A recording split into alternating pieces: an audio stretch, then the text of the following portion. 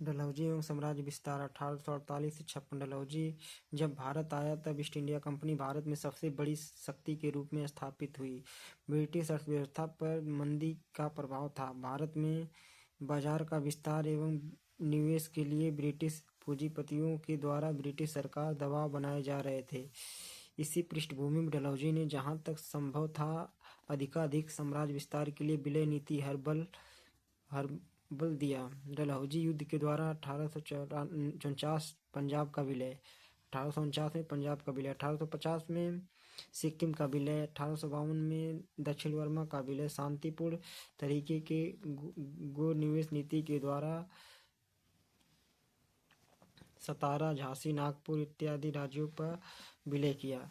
जो राज्य अंग्रेज के द्वारा स्थापित किए गए थे एवं अंग्रेज के अधीन थे, अंग्रेजों की अनुमति के लिए गोद लेकर किसी के उत्तराधिकारी घोषित नहीं कर सकते। यह नीति डलहौजी पूर्व से प्रचलित थे, लेकिन डलहौजी इसका सर्वाधिक उपयोग किया। 1853 में निवास पर दबाव डालकर बरार का क्षेत्र प्राप्त किया। 1856 में कुशासन के नाम पर अवध का विलय किया गया। अवध के नवाब वाजिद वलीसीदा बाजीराव द्वितीय की मृत्यु के बाद इनके पुत्र डलहौजी के पेंशन देने से मना कर दिया। नाना साहब कर्नाटक एवं उपाधियां छीन ली गई।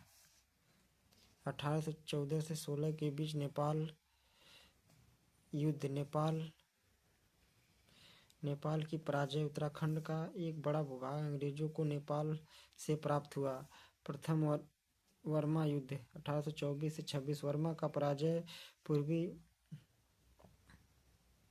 भारत वर्मा ने अपना आधिपत्य छोड़ दिया। द्वितीय वर्मा युद्ध 1852, दक्षिण भारत का विलय 1885। तृतीय युद्ध संपूर्ण वर्मा का भारत में विलय। तृतीय मराठा युद्ध पूर्व उस समय का सरकार जो था लॉर्ड हेस्टिंग ने पिंडारियों के विरुद्ध अभियान किया। पिंडारिये के मुद्दे का दल था जो मराठों के साथ सैनिक अभियान में जाते थे। स्पष्ट है 18वीं सदी के मध्य में भारत विखंडित राज्य की छाया से प्रारंभ हुआ। दो राज्य की और क्या कमजोरियां थीं।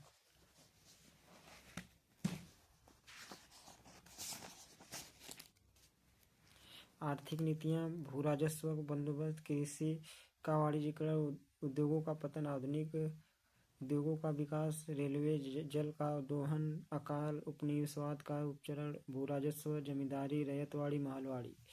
1813 से 56, 1898 से 1947। 200 वर्षों तक अंग्रेजों ने वसूली की। ब्रिटिश काल में भू राजस्व बंदोबस्त, भू राजस्व प्रारंभिक अनुभव एवं प्रयोग। 1757 से 24, परगना की जमींदारी अंग्रेज ने दी गई।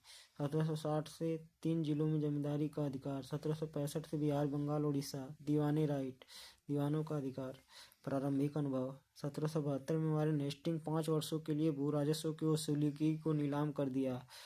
1777 से प्रतिवर्ष नीलाम किया जाने लगा। 1790 के 10 वर्षों के लिए नीलाम किया गया। जमींदारी बंदोबस्त, अस्थायी बंदोबस्त। बिहार, बंगाल, उड़ीसा एवं बनारस के कुछ भागों में 1793 में किसने लागू किया? कॉर्नवालिस ने लागू किया। विशेषता, इस बंदोबस्त के अंतर्गत समस्त भूमि का मालिक जमींदार को माना गया और मालिकाना हक वंशानुगत एवं हस्तांतरणीय बनाया गया। मालिकाना हक के साथ शर्त जुड़ी थी। निर्धारित तिथि पर नियत राजस्व सूर्यास्त पूर्व जमा कराने होते थे, अन्यथा मालिकाना हक सरकार के छीन लेती थी। किसानों से मूल कानून के जमींदारों और किसानों के बीच समझौते को प्रावधान था, लेकिन इसे लागू नहीं किया गया। भू राजस्व का निर्धारण पिछले अनुभवों के साथ साथ अपनाने से तरीके से भी किया गया। भू राजस्व की राशि अलग अलग जमींदारों से अलग अलग निर्धारित की गई, लेकिन जो भी निर्धारित की गई उसका 10 भाग सरकार के पास जमा करवाना होता था। एक भाग जमींदारी कर रह जाता था। जो भी राजस्व निर्धारित किया गया वह अस्थायी था। प्राकृतिक आपदा के समय राहत का प्रावधान नहीं था।